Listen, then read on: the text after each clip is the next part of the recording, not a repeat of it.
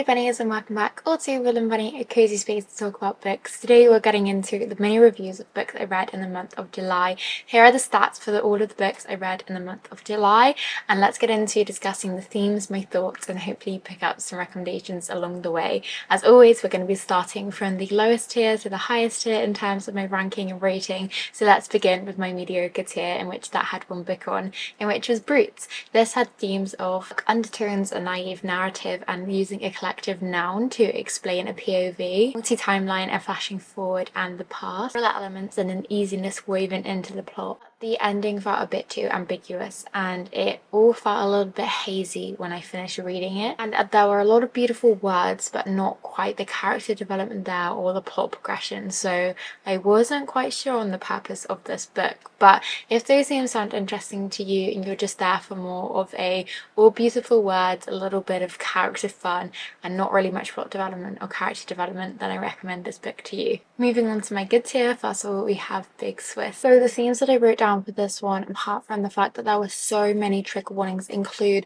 trauma as a form of currency, also sexual aspiration, then we had messed up, trauma-filled and no life in them female characters, also therapy, multi-formats, characters are so specific and all so incredibly insufferable. Then the last theme I wrote down was so bizarre but grounded in reality, and I feel like those themes do perfectly encapsulate this book, and I feel as though they're very repetitive but they all really do have a strong point in this novel. And so if those themes sound interesting to you, once you've checked the trigger warnings and you're fine with them, then I recommend this book. Then we have Book of Night, in which is a fantasy novel, and this has been on my TBR for quite some time. The themes I wrote down for this one was hidden identity, mystery and secrets, magic and high stakes, family and love and romance and adventure, and I feel as though this was such a fun book. I really had a fun time reading it, adored Holly Black's writing, and I thought it was just really enjoyable. So if those themes sound interesting to you, I highly recommend checking out Book of Night. Next up we have The Hollow Places, in which this is by ᴍᴇ괱ᴱᴜ, in which is an author that I'm quickly coming to love.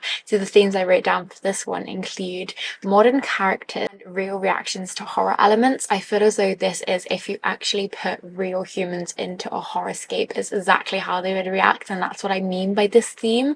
And then I also wrote down alternative world/portal, very character driven and also accessible writing. This was so easy to read and so fast paced, and you just flew through the novel. Next up we have Ripe, and the themes I put down for this one include a 20-something female figuring out their life, also corporate America and going on a set path in life, friendship, love, work, family and toxic nature of all of those, and then ominous undercurrent and speaking about black holes, depression and virtues. This is a very negative look at life, and I don't think there was really anything positive in this book at all, so it's very much you think of the worst case scenario and that's what this book delivers. Camera angle change here because my camera died, but anyway, we were talking about the books in my good tier. So next up the book is Greta and Bowden. The themes which I wrote down for this one include queerness, navigating life and the messiness of it, relationships and complexities of those, family and complexity of that,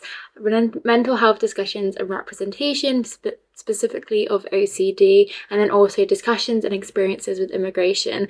Again, I felt as though this book could have easily just been a biography of someone. I felt as though the characters felt so real, so vulnerable, so true, and the writing style of this and the character development woven into this was phenomenal and superb, and I very much enjoyed it and highly recommend this one. Then we have the final book in my good tier, in which is Cursed Bread. So this had themes of obsession and feral addiction to someone, mundanity and longing, stuck in a small town situation, and something new and fresh comes into play.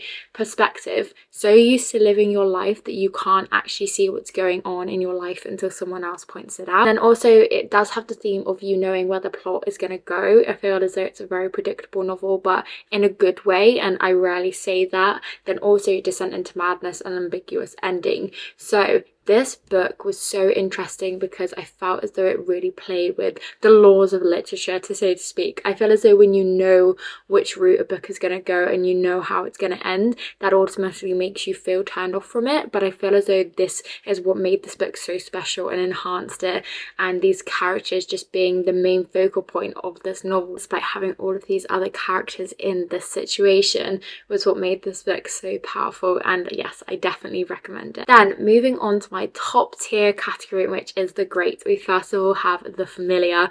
And oh my goodness, as soon as I put this book down, I wanted to reread it, and I haven't stopped thinking about it since. I don't know what it is about this book. I can't think of a specific element of this book or a specific thing that makes me love it so much, but the themes that this had were magic, power, beautiful writing, deception, immortality, and love going beyond timelines. I just thought this was so fun. I was enraptured by the writing. I sped through this book, wanted to just devour it the whole time, and had so much fun with the magic in here, the relationships, the character development, the writing was just amazing, and I do highly recommend it if these themes sound interesting to you or you've been thinking of picking this book up. Then we have 4 Seasons in Japan. This had themes of character-driven stories, complexities of family, relationships, personal growth, and also atmospheric settings in rural Japan. Again, such a fun, whimsical, wonderful book in which I adored the writing, I adored the characters, and I think that is what makes me truly and absolutely love a book, is when I get these admiration for the characters, admiration for the writing, and they're kind of all just in sync. Nothing crazy has to happen, nothing plot driven or character driven has to happen particularly. I think it's just if I get this attuned to the writing and get attuned to the characters, then I fall in love with the novel, and that's exactly what happens with this one. Then we have Last Summer in the City, in which this was an Italian translated fiction, and it had the rawness of life, love, lust and attraction, a damaged protagonist, friendship both being superficial and true and raw friendship. This book was so interesting to read, just from being of the perspective of this one person living their life, and just this concentration of this particular area in the world and this particular person just going about their life and how they lead their life. I sometimes love these almost character studies and people studies of people just living their lives, and they're just being documented, and the mundanity of that, but also how different their relationship is and how different their life is and how different their work is compared to what I've ever experienced. But there is fiction, it felt so wonderful and so true and so raw and so real. Then we have Annie Bot, in which I absolutely hated, but in a good way. I don't know how else to explain this book. I absolutely despise the idea of this ever becoming true, and kept reminding myself, this is fiction, this is fiction, this is fiction. And I feel as though that sums up this book so well. I can't often say that a book that I hated the concept of so much is something that is a book that I classified as a great tier book. And I don't want to mean it in I meant I hate the book itself. If this ever came true, or the concept of it ever came true, I just don't know how I would handle humanity. And so this had themes of robots and autonomy. It felt like a Black Mirror episode, toxic and manipulative relationships and dynamics of abuse, power dynamics in relationship, feminism, and a full circle ending. And I feel as though you just need to read this book to experience it. And it was definitely flawed. There was definitely writing flaws in here and character development flaws in here, but I think the fundamentals of what this book was trying to achieve is something that I haven't really ever read before, apart from watching a Black Mirror episode. Maybe that's just me being uncultured, but at the same time I felt as though this book was a phenomenal read in the worst circumstance, I suppose. And then we have Fragile Animals, in which this had themes of being gritty, feverish and magnetic, shame, guilt, religion, sexual exploration, motherhood figures and relationship with parents, childhood trauma, reflection, multi-timeline and gothic. And wow, this book again was I just think it was just such an interesting read, and I think the themes just speak beautifully for it, to be honest. And if those themes do sound interesting to you, I do recommend this one. And I hate going too much detail into things apart from these themes, because I feel as though obviously my feelings to books are very subjective, and that might be why you're here, but at the same time I think that it's so hard to wrap up a book in just a couple of sentences, hence why I speak about themes of books rather than giving my subjective personal opinion, I guess. But my subjective personal opinion would be that this book was wonderful, superb, and I had a lovely time reading it, even though it was full of these disastrous themes.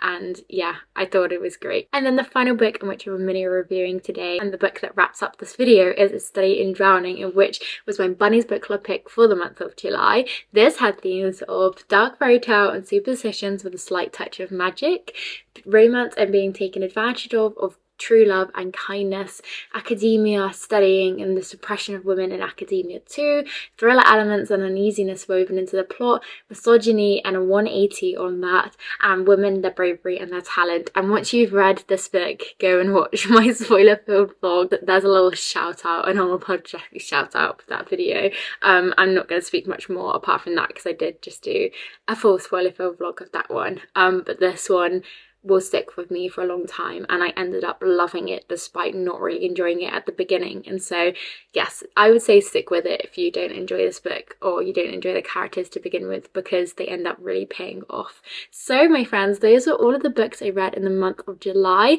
I hope you read some great books too, and I would love to hear your thoughts on any of these books. To discuss these books and these reviews down below, and let me know any recommendation you had or any good reads or great reads that you had in July too. I hope that wherever you are and whatever you're doing, you have a wonderful day or night. And until next time, bye!